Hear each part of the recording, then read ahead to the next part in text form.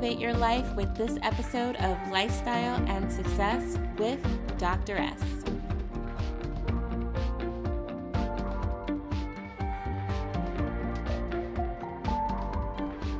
Hey friends, Dr. S here. You know, one thing that I love about this show is that it shows anyone and everyone that regardless of what background you have, what different experiences you have had, and who you are, that you can obtain your level of success. I've been getting some really positive feedback from the business tips that you've been getting and the lifestyle hacks that I've been loving. And so I have to tell you, if you are feeling this community, to subscribe to the talk show and never miss a beat, head to Lifestyle and Success with DRS.com. And today's guest is coming up next. So I don't know if you are a Julia Childs fan, but I have to say I am. I know, totally weird, but it just has been a thing. And every time I'm in France, I always think of her making her dishes, and I have this romanticized view of being in this beautiful kitchen and creating a cookbook and all the things, guys. I go there all the way. Today's guest is literally the embodiment of that. Serena is a New Yorker, and she has written several cookbooks, and she's a very popular chef, cookbook author, food blogger. She's also studied in France and gotten all her culinary skills completely up to par and over the bar. And she's going to talk to us today about how to publish your first cookbook. I don't know if this is something that I would do. I think in my head, I just enjoy cooking and don't plan on doing it professionally, but I love talking about it. And so if you are a foodie and if you love to bake or love to cook or just love talking about all things food, I think you're going to enjoy today's episode with Serena Wolf. She's going to go through her business with us and just share her story. And so, Serena, I'm really happy to have you. Welcome to the show. Thank you for having me. I'm so excited. So excited to have you. So how did you get started with your work? So when I graduated from college, it was 2009, height of the recession. I truly had no idea what I really want to do, which was mildly panic-inducing, especially during that time period.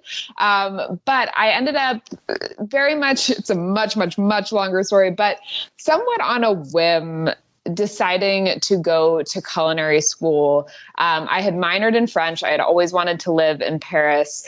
I figured if I was going to go to culinary school, I really wanted to do it. And I wanted to study at Le Cordon Bleu Paris, but I really thought that I would only be there for a few months and do their basic program and then come home and figure out what I was going to do next. It was sort of meant to be a brief interlude and ended up becoming my whole life in the best possible way. But I arrived there and ironically, I had no background in food. Nobody in my family really cooks. It's still very comical to my friends and family that this is the career that I ended up in. But when I arrived, I really didn't know how to cook anything. And it was truly trial by fire. It sounds very cliche, and I wish I could explain it better, but I really fell in love with cooking while I was at Cordon Bleu. And there were most of the people there had always dreamed of becoming a chef. They were changing careers. They were already working in the restaurant industry. So I was very overwhelmed because I had zero experience, and I really thought I would be sort of roasting chickens and drinking wine a la Julia and Julia. Anybody that has been to culinary school knows that your experience there is quite the opposite of that. It is very intense. It's very rigorous. But I think as somebody who has always been very type A and has always really loved school, I just kind of threw myself into it. And I found myself a few months in doing these practical kitchen lessons where I would be executing the recipes that we had learned in previous demonstration classes. And I felt really calm and focused and just loved the process of creating these beautiful meals. And I ended up signing on to do the full diploma program and never looked back. But I did the cuisine program, to be clear. I also did one term of pastry, which is a completely different skill set, and I was deeply terrible at. And I think it's very important to be able to acknowledge one's strengths, but also be very aware of their weaknesses. And I don't think that you have to be amazing at both things. I think it's really beautiful to see people who are passionate about sort of just straight up cooking versus baking and vice versa. Mm-hmm. So, I have to ask you, I mean, we talk a lot about France on this show, just, and not because it has any like real connection to the show itself, but that was where I was inspired to start She Heals the World on a trip to Paris, almost 10 years ago. And it's just been a place that I've fallen in love with. What was that like transition like for you studying there and kind of getting settled there for a little while? It was incredible and also deeply terrifying on many levels because, as I said, I minored in French. I truly thought that I was very good at speaking French, only to arrive and realize that I did not, in fact, speak French at all, basically. I spoke French like a grandmother. My professors had always spoken significantly more slowly than Parisians do, and without a Parisian accent. And I had really moved over there. I channel this energy a lot, or I at least have been trying to in my career, because for whatever reason, I think at that stage in my life, I was very fearless. And I think I've actually developed more fears as I've gotten older than I had at that time, because a lot of people asked me when I left for Paris, they're like, oh, so do you have French over there? Do you speak French? And I was like, yeah, sure. And then they were like, do you have friends over there? And I was like, no. And they're like, do you know the city at all? And I was like, no. And the more questions they would ask, the more I was like, should I be concerned about this? And I arrived a little bit, a while before school started, with the intention of familiarizing myself with the city and doing a bit of travel. And I really didn't have any context for meeting people. So I ended up exploring the city on my own and eating a ton of meals alone and walking and going to museums and seeing music and doing all these things by myself, which is not something that I did a lot of. And I think that Europeans embrace that sort of solitude and celebrate it in a way that Americans haven't traditionally done. It just in my experience. Yeah. And so while it was really scary and a little bit lonely at first, I came to really appreciate that independence. And I felt really proud of myself for taking that leap and really doing it on my own. And as with all things, there were a lot of highs and lows to the experience. But I really, for that reason, Paris will always feel incredibly special to me, because it was sort of something to conquer in a way on my own for the first time, in a way that I hadn't had to do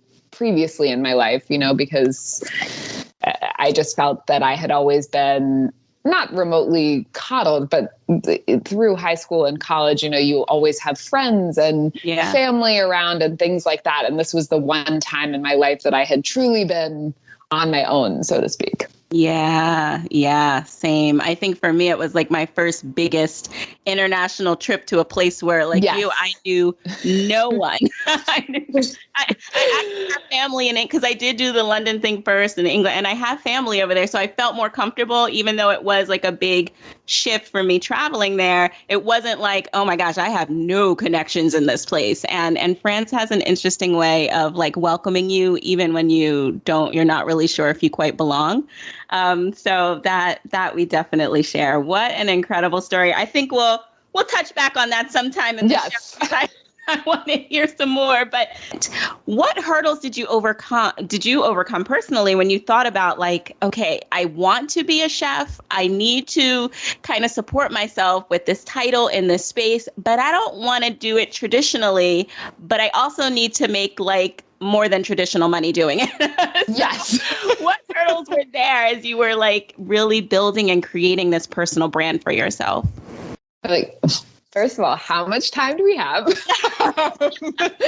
I mean, I think that my whole story, my whole career journey, quote unquote, to this point has truly been an exercise in perseverance, because I think the one thing that I've had to adjust to is just hearing no constantly.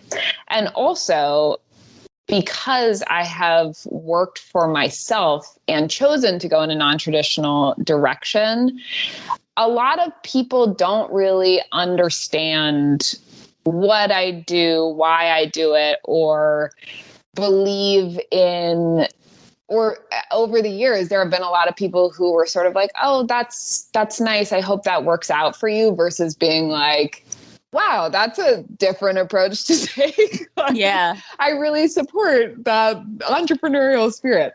But I think for me, first of all, the most basic hurdles were just teaching myself how to do certain things, because you don't know until you know, right? So I had this formal training, but when I graduated from Cordon Bleu, I had just graduated from culinary school. I would feel silly saying I am a chef. I've only actually really gotten comfortable with that label after 10 years in this industry. I'm like, all right, I've written 2 cookbooks. I have indeed been a private chef. I run a virtual cooking class business. I teach people to cook every single day. I've developed hundreds and hundreds of recipes. Like I now feel comfortable with that title, although I'm sure many restaurant chefs would disagree and say, unless you cook in a restaurant, you don't get to call yourself a chef. And I think, that's one of the things, is just being like, well, we get to define who we are and how we see ourselves, and what other people think of us is not really our business or our problem. But I think the teaching myself so many skills that aren't necessarily related to being a chef has been one of the hardest parts of my career. So for example, teaching myself how to blog, literally the back end of blogging. I am the most technologically challenged person ever. These things are really hard for me. So figuring out how to, create a website and keep the back end running. And at the time, Twitter was the primary social media platform, and Facebook. There was no Instagram when I started, but then Instagram came along, and even Instagram, it's changed so much over the years. First, we had just photos, and then, stories, and then teaching ourselves how to do reels. It's a lot to do these little things, but the same thing applies to private chefing. Like my private chef situation was very unique. There are so many different types of private chefs, but some people just show up in a very well-stocked kitchen. Others have to like I had to travel with my knives, my pots, pans, everything, because I was cooking for really young guys who didn't cook for themselves and didn't have anything in their kitchens. Just figuring that dynamic out, how the interpersonal relationships, that you have with clients, learning how to use platforms like QuickBooks to do my accounting. All of these things that sound really simple actually require a lot of time and research. Learning how to do food photography. I took like online courses and downloaded all these, tutorials and manuals that I would then read to teach myself how to use my DSLR. And like photography is not a remote passion of mine, but it was something that I had to learn in order to get my blog off the ground. Same thing with Pinterest and SEO and all of these things that I just wasn't familiar with, and I truly am not interested in or passionate about, but I'm aware that I need to be on top of these things in order to grow. So those were really simple hurdles. I think one of the biggest hurdles was really just maintaining motivation, especially after hearing no so much, because my first book, I did write a book proposal prior to the Dude Diet. about a year and a half before. It was called Food That Doesn't Suck. And it truly sucked. It truly sucked. I cannot stress that enough. And I think it's totally fine to admit that work that you've done has just been very, very bad. Like if that book had actually been bought, I think it would have been a really bad book, because it was about 6 or 8 months after I had graduated from culinary school. I did not know what I was doing. It took me years to hone my recipe development skills, to figure out what people respond to recipe wise in terms of actual types of recipes.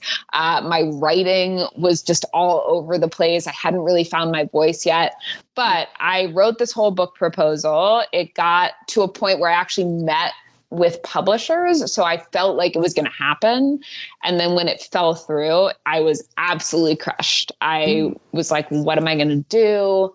Do I have to get, a real job versus the many odd food jobs that I was doing? I was like, is this a waste of my time? I'm never going to get anywhere. Nobody takes me seriously. And I think these are thoughts that we all have at many stages in our lives, but especially when we're starting something new. And it was really scary because, again, I didn't have anybody to be like, lots of us write failed book proposals. Now that I have so many friends and colleagues in this industry, they're like, my 3 of my book proposals got rejected before I got this book deal. Or, we hear no all the time, and it's just becoming desensitized to that and being like, all right, this sucked. Try it out for a bit. Yeah. Feel sorry for yourself for a day or a week or whatever, and then get back up and start again. And it was actually after that book proposal that I was like, I need something to get some street cred here, because I am not qualified. Like, why would I expect people to take me seriously at this stage in my career? And that's when I decided to actually buckle down on my blog and start posting consistently, study food photography, really work on my writing and recipe development skills. And it was actually the real kick in the pants that I needed to get serious. And I really wanted to be on TV. Like, that was my dream. I was like, I want to be on the Food Network. And wildly, I was able to get into some rooms with producers, casting agents, etc. And I was basically laughed out of all of them. And I, a lot of these, I think it was, head of development at the Food Network. I sat in there and I told them about going to culinary school, and I wanted to do a show that was about cooking for millennials. And they're like, oh, okay, so you want our audience, who are people who have been interested in food for their whole lives, and many of whom have been cooking for longer than you've been alive, to take advice from you? Like, no. Come back in 10 years when you have some actual experience and insight and wisdom to offer. And that was a tough pill to swallow. But it was also an amazing reality check, because I do think that a lot of us can operate under the illusion, especially these days, that success happens overnight. And that is just not the case for 99.99% of us. And the best advice that I've honestly ever been given, my dad said to me back in this phase when I felt like I was never going to make it and the world was falling apart. He's like, you do know that it takes 10 years to be an overnight success, right? And at minimum.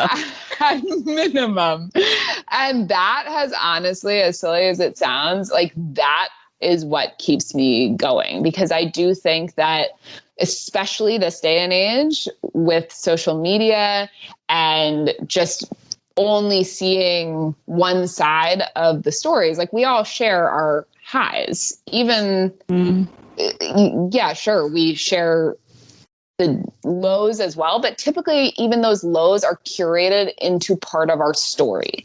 So I think a lot of people see these stories and are like, oh, this came easily to her, or she blew up so fast.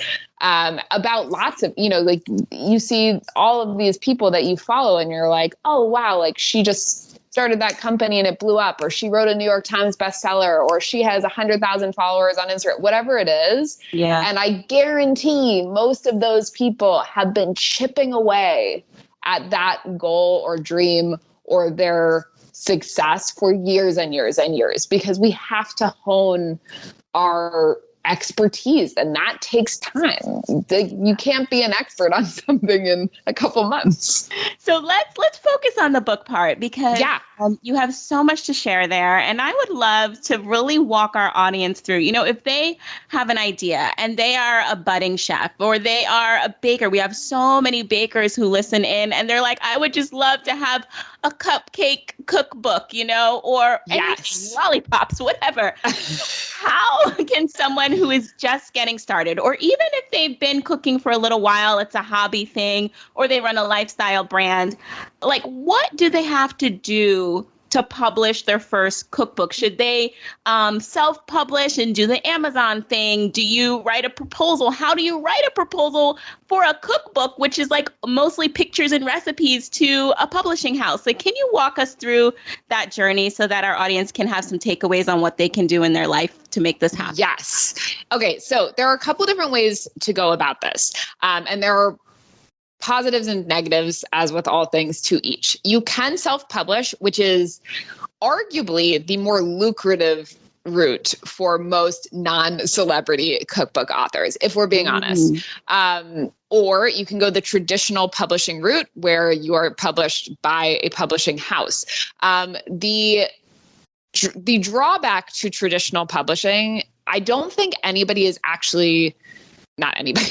I don't think most people are familiar, I certainly wasn't, with how the publishing industry works. So when you get a traditional book deal, which you can either submit a proposal, which my biggest advice here is just Google how to write a cookbook proposal. There's actually tons. Everything you need to know in the world is pretty much on Google. And I think most people refuse to spend the time down the rabbit hole that's required. I have spent thousands of hours on Google over the years, but there are templates for a cookbook proposal. So that is something that can easily be done. There's typically, you're going to talk about who you are. You're going to pitch the actual synopsis of the cookbook idea.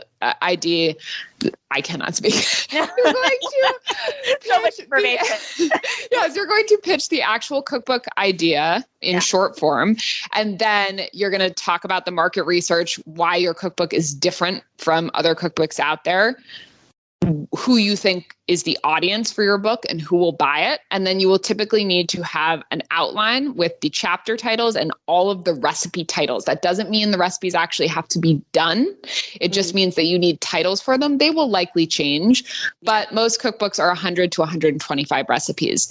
You will also need to include sample recipes. For a first-time author, I would say you probably need 15 at least sample recipes to include in the proposal. There are guidelines for how to submit cookbook proposals on the Google. Okay.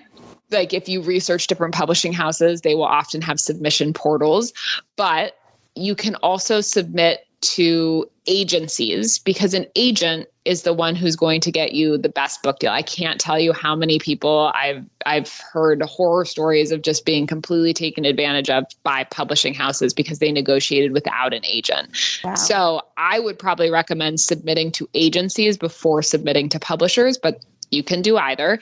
But when you do traditional publishing, you typically, if you have an agent, they will submit your proposal to the different publishing houses. Anybody who's interested will typically bring you in for a meeting where you will hopefully pitch even harder in the room. And then there will be a set time period in which publishing houses can bid on your book. They will submit, like, if they want, you will get an offer, sometimes multiple offers. If there are multiple offers, then the book will go to auction. And it doesn't mean that it has to go to the highest bidder, but that's just a way to get a bigger advance. Now, advances are really confusing, and they're a little bit difficult to explain, but Cookbook Advances, you will typically receive an offer for your book. So let's just use round numbers. This is far, far higher than most first-time authors get. But say that the publishing house comes to you and says, we'll give you $100,000 advance. Mm-hmm. That sounds exciting. You are going to typically get it in 3 installments, 33%, 33.3% upon signing the deal. Mm. The next third upon submission of the manuscript, which is a year later. And then the final third upon actual publication. Now, you're still like, well, that's, $33,000 in your pocket up front. Sure. But sometimes there are multi-talented humans who cook and shoot their own cookbooks, but for the most part, most of us have food photographers. As a point of reference, photo shoots can run anywhere from $15,000 to $100,000. Wow. I am happy to share, because I worked with an amazing photographer, Matt Armendariz, and food stylist Marion Cooper Cairns, who they're both just incredible, but they are not cheap. And I think my first shoot was $65,000. Wow. And so you are not spending that advance money. You are handing that over to your photographer. Okay, wait, I stop you really quickly there. The photographer for the proposal, is that when that person's hired? Or no. Yourself for your proposal? Yeah, for my proposal, I just shot photos myself. This is just for the actual book itself. Yeah. So you're going to pay a photographer. You are it's possible that you may want to pay a PR team. All of these things cost to promote your book. All of these things cost money. Plus you need to pay for all of the ingredients for your recipe testing, which is for 125 recipes is thousands of dollars. Yes. And so I think it's very important to be very clear that going into the book writing process, it is not really lucrative unless you happen to be a celebrity or somebody with a killer idea that gets a $250,000 advance, or something like that. But typically cookbook authors are not pocketing much of that advance at all. So this is why self-publishing is pretty amazing, because you are going to pocket, you have to pay up front to make your book come together. But, and I'm about to get to this even more complex part. Once you start selling your book, you get to pocket all of that money, right? Whereas in the traditional publishing world, you get your advance. And then when your book comes out, you need to pay back your advance at your royalty rate, which is typically 10%, before you start making any royalties. So again, with that round $100,000 number, let's say your book, let's just keep this round, costs $30, right? So your 10% is $3. So you need to sell enough books at $3 to recoup $100,000. Wow. Before you start making any royalties. So once you earn out your advance, which happens very rarely, it's not talked about enough. Very few people ever earn out their advance, and there is nothing wrong or shameful in that at all. It took me 2.5 years to earn out on the Dude Diet, and I was so proud when I got that first royalty check. But again, then you start making $3 per book sold. So yeah, it's a very complex process, but it is worth it if it's something. I always say, writing a book is the best and worst experience of my life, but nothing beats the experience of having that physical book in people's kitchens all over the world and knowing that they are making the recipes that you created. So I know I feel like I'm making this sound super doom and gloom, but I do think it's really important to be aware of these financial elements, because I was not. And so I learned all of this firsthand and was truly horrified, because luckily I still had, while I was doing this book, I was still creating consistent content for the blog and had brand partnerships as a secondary and tertiary revenue streams that were in, I wasn't relying on this book to be my income. And I think a lot of people are like, oh yeah, I'm going to get this book deal, and then writing the book is my job. But like, sadly, that's just not the case. Yeah. And I think that's just great to be aware of. And then hopefully I love my agent who's like, yeah, I mean, hopefully one day you're getting that $250,000 advance and then a $500,000 advance. Like, those are the stepping stones. But for your first book, it's a big fancy business card. That's what it is. It's a big fancy business card that takes you 2 years. So once you actually get the deal, you typically have a year to write the manuscript. So that's where you're going to do all of the recipe testing. Yeah. And write the actual manuscript, which is like, for a cookbook, they vary in terms of how much written word there actually is, so to speak. But like, you're going to write an introduction, you're going to write, maybe you have a section on setting up your kitchen or the essentials for the cookbook. And then you also have your head notes for each recipe. Some cookbooks have chapter introductions as well. So for my first book, there was a lot of front matter. I think there's like 60 pages of front matter in the Dude Diet. That's like how to set up your first kitchen, what the Dude Diet actually is, different, tips and tricks and things like that, in addition to the introduction to the book.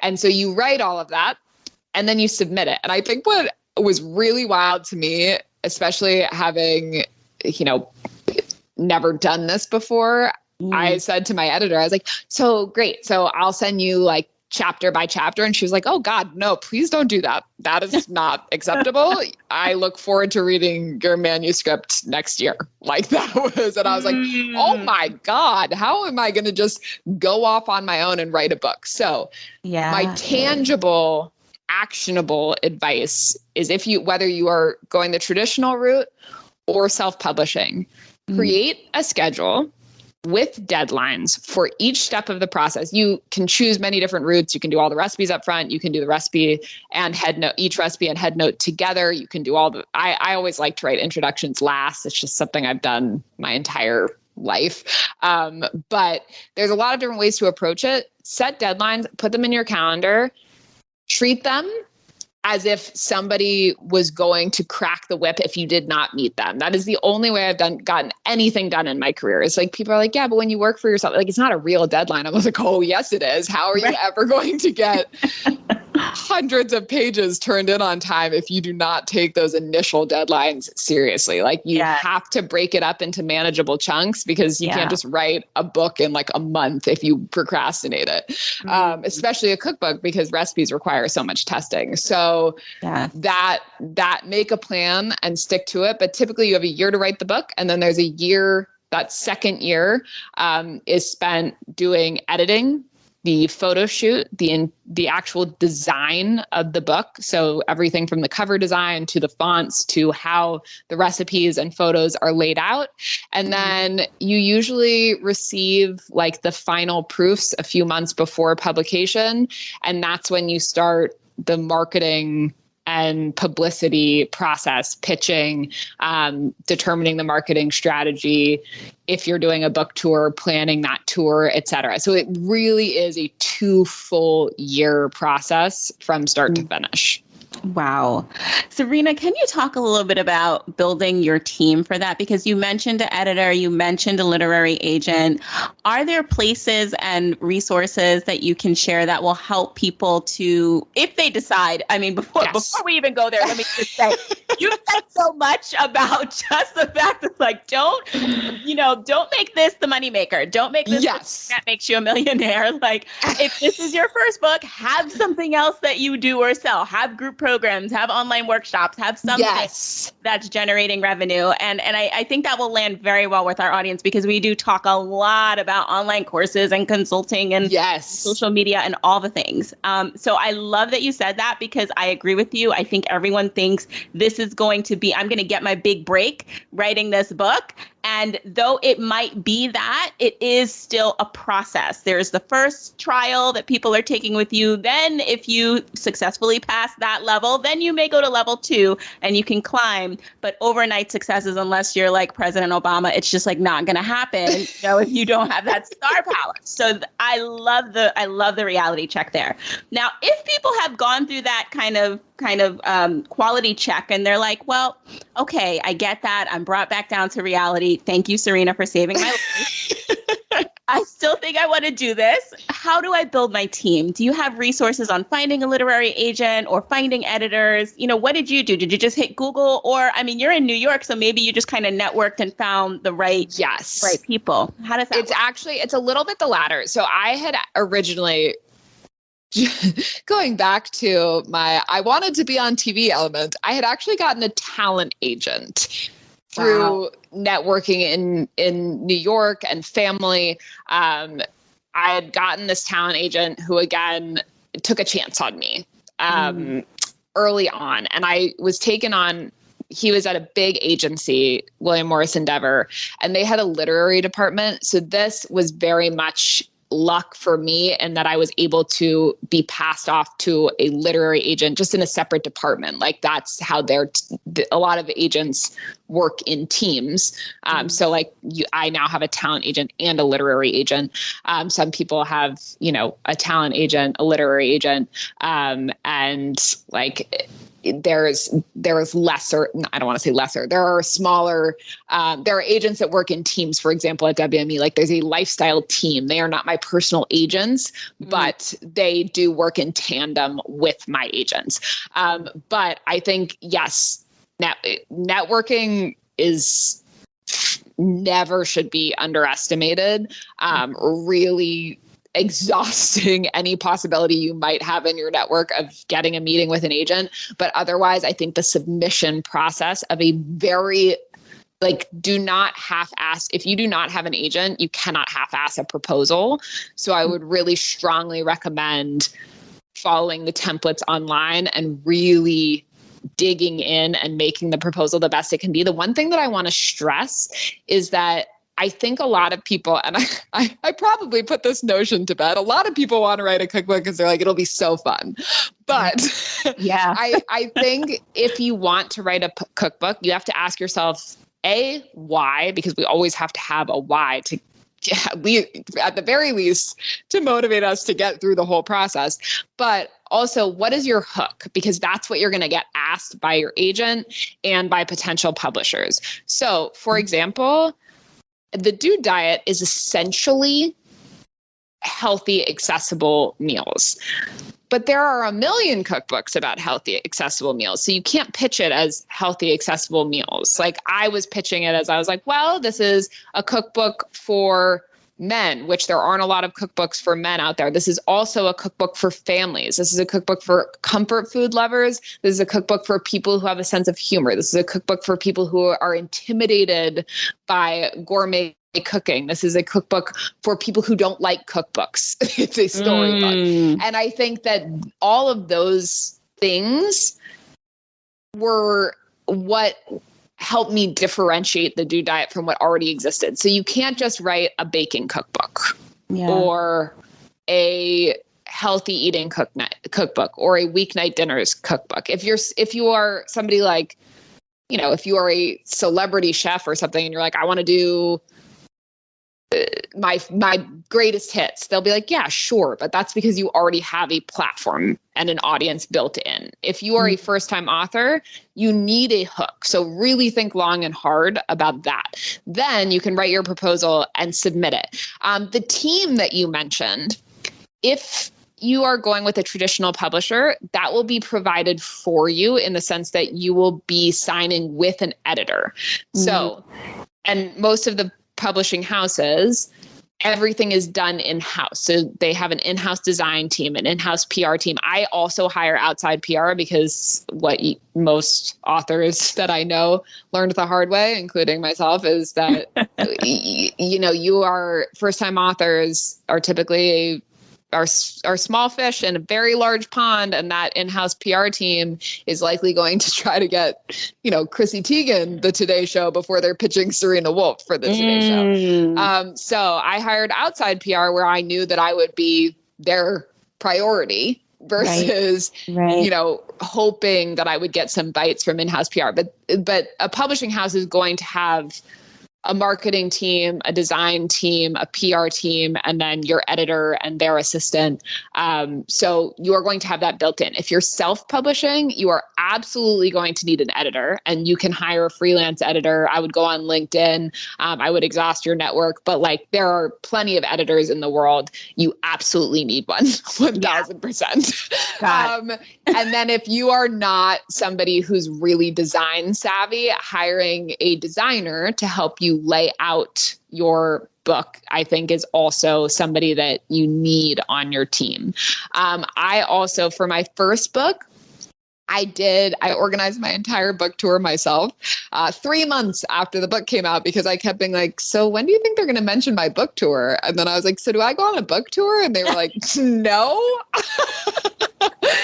And I was like, oh, well, I would like to go on a book tour. So I literally cold emailed hundreds of venues. And I do think that I don't like the way our society glamorizes the hustle in general. I think that we deserve and need rest in order to be creative. But I also think that you gotta do the work if you want something. You have to do the work. And so I literally researched. I ended up going on, I think it was 18 cities or something. And in each city, I found multiple possible venues, and I cold emailed all of these places.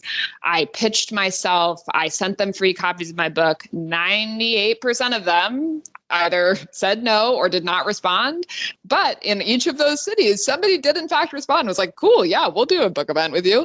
And then I planned and executed those events. It was terrifying and was an actual logistical nightmare. But for my second book, I, at that point, had hired an assistant to help me with the day-to-day, admin of my business. And she helped me plan. She did the outreach in different cities. And then for the second book tour, because I realized that the first one was such a financial disaster, because I ended up, being in Airbnbs or hotels in 18 different cities, and that cost money. And that was not financially practical.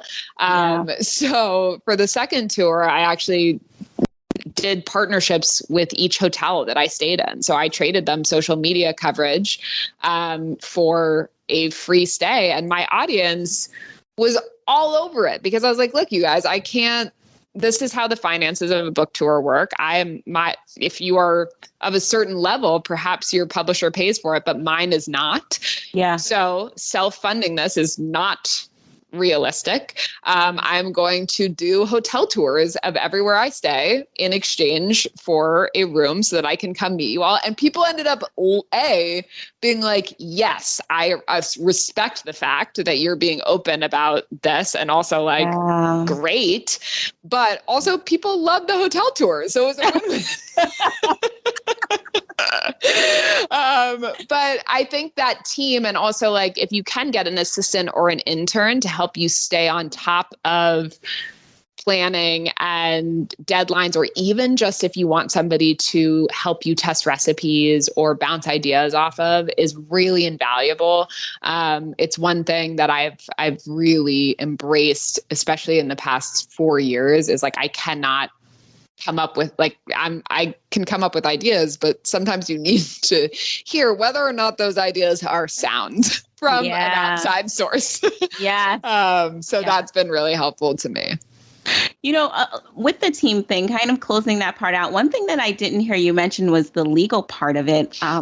Yes. Intellectual property. Did you have to get your recipes all trademarked? Are you worried about if people take them? What is that process like for cookbook authors? So for I can't speak to how this would work for self-publishing. In a publishing house, when it comes to the contract negotiation for the book, that was handled internally by my agency. So if you are not represented by an agent, you 1000% need a lawyer independently. When it comes to the recipes, the entire book itself is copyrighted. So yes, nobody can reproduce or, steal the recipes without, violating copyright law. But no, you do not trademark individual recipes. I did trademark the Dude Diet many, many years ago, just because that felt like a standalone brand to me that I didn't want to have any interference with.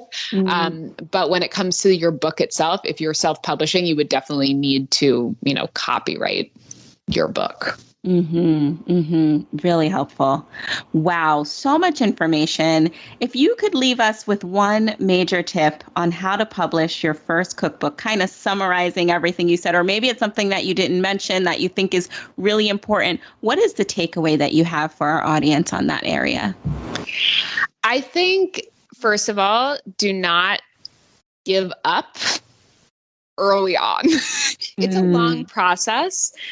So that's the overarching thing, is it's a long process. Take care of yourself so you can keep your head in the game throughout each step of that process, whether that's finding an agent, shopping it to publishers, getting through that first year, which is really tough, maintaining excitement and motivation during that second year where you're a little bit less hands-on, and then really giving it your all when you're promoting it. I think it is, just to invoke a cliche, it's a marathon, not a sprint. You have to take care of yourself.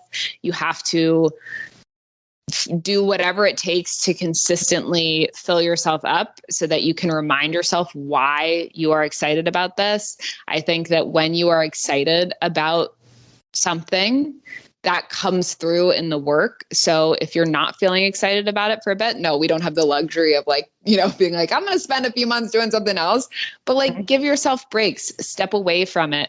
There was some wonderful, I need to print it out at some point, but there's this sort of sketch that has been all over the internet for years about the creative process. And it's just jagged line that's like, this is awesome, this is terrible, this is awesome, this is terrible. It's just riding those waves and sticking with it is truly the key to success. And as I mentioned earlier, a huge part of my story and the stories of all of the people that really inspire me and that I really look up to involve a ton of perseverance and patience. Patience is key.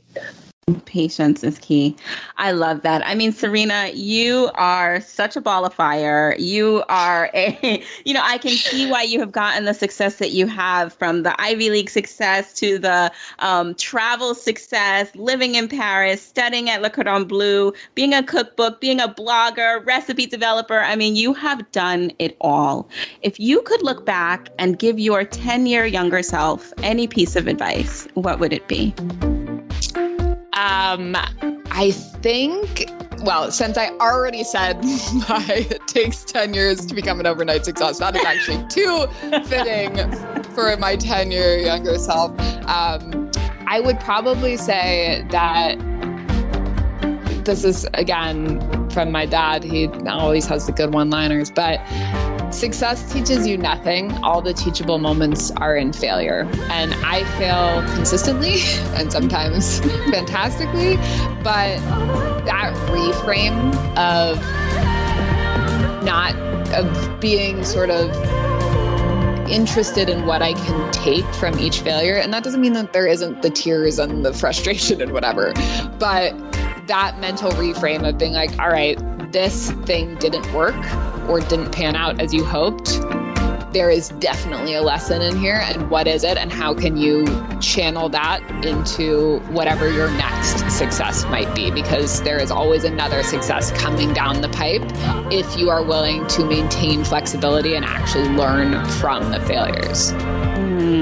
Failure is our greatest teacher. It is. Love that.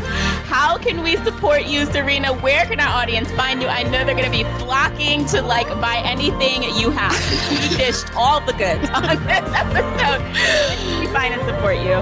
Thank you so much. First of all, this was such a lovely conversation. So thank you for having me and for the support. But you can find me at Serena G. Wolf on all things social media. My website is domesticate-me.com. My cookbooks are The Dude Diet and The Dude Diet Dinner Time, which you can find wherever books are sold. And I would obviously be honored to have a place on your bookshelf.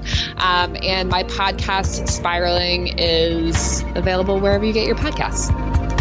Serena Wolf, everybody. Thanks so much for coming on the show, and I can't wait to have you back. Thank you.